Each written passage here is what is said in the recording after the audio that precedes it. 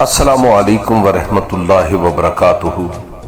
معزز سامعین، آج کا فرمان رسول صلی اللہ علیہ وآلہ وسلم آپ کی سماعتوں کی نظر کتاب صحیح ابن حبان حدیث نمبر 409 اور یہ روایت المعجم الکبیر مجمع الزواہد المستدرک للحاکم میں موجود ہے۔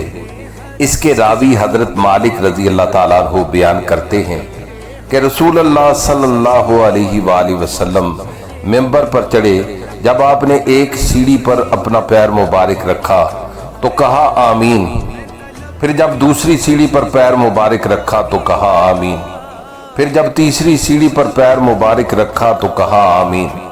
پھر آپ نے فرمایا میرے پاس حضرت جبریل علیہ السلام آئے، سو انہوں نے کہا یا محمد صلی اللہ علیہ وآلہ وسلم، جس نے رمضان کا مہینہ پایا اور اس کی مغفرت نہ کی گئی تو اللہ تعالیٰ اس کو اپنی رحمت سے دور کر دے گا۔ میں نے کہا آمین۔ اس نے کہا جس نے اپنے والدین کو یا ان میں سے کسی ایک کو پایا پھر وہ دوزخ میں چلا گیا تو اللہ تعالیٰ اس کو اپنی رحمت سے دور کر دے گا۔ میں نے کہا آمین۔ پھر اس نے کہا اور جس کے سامنے آپ کا ذکر کیا گیا اور اس نے آپ پر درود نہ پڑھا تو اس کو اللہ تعالیٰ اپنی رحمت سے دور کر دے گا۔ آپ کہیے آمین، سو میں نے کہا آمین۔ معزز سامعین، آج کا فرمان رسول صلی اللہ علیہ وآلہ وسلم آپ نے سماعت فرمایا۔ تین باتیں ہم پر عیاں ہوئیں، اس فرمان رسول سے واضح ہوئی۔ نمبر ایک کہ جو شخص تندرستی کی حالت میں رمضان کا مہینہ پائے تو اس کو چاہیے کہ رمضان کے مہینے کا احترام کرے۔ احترام سے مراد ہے کہ رمضان کے مہینے کے روزے رکھے، ذکر اذکار کرے، قرآن مجید فرقان حمید کی کثرت سے تلاوت کرے، زبان کو بد کلامی سے پاک رکھے، غیبت سے پاک رکھے، بیک بائٹنگ سے پاک رکھے، گالی گلوچ سے محفوظ رکھے، تو یہ رمضان کے مہینے کا احترام ہے۔ اس کے صدقے میں اللہ تعالیٰ آپ کو بخش دے گا۔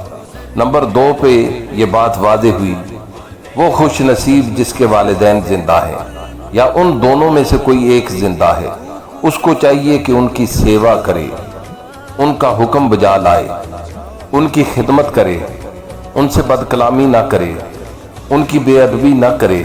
جو شخص ایسا عمل کرے گا انشاءاللہ جنت میں اعلیٰ مقام پائے گا، اور جو ان کی بد کلامی کرے گا، بے ادبی کرے گا تو اس پر دوزخ واجب ہو جائے گی۔ اللہ تبارک تعالیٰ اپنے والدین کا ادب کرنے کی توفیق عطا فرمائے۔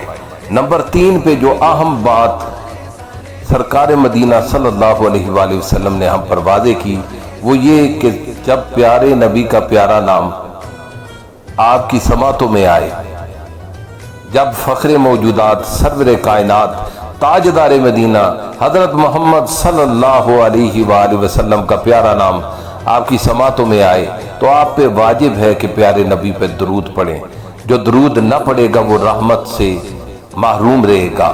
اس درود کی برکت سے اللہ تبارک تعالیٰ آپ کے لیے آسانیاں فرمائے گا۔